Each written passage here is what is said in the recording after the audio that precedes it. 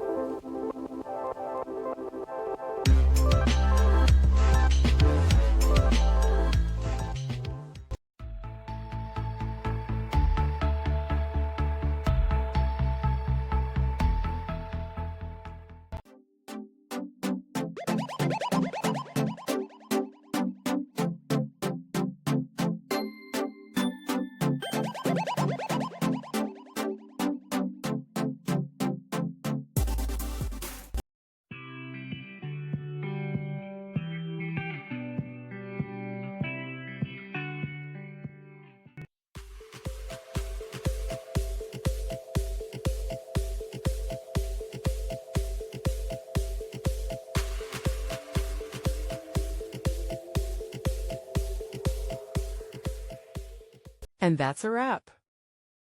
I hope you found the answer you were looking for. If you did, take a second to hit that subscribe button. It really helps out.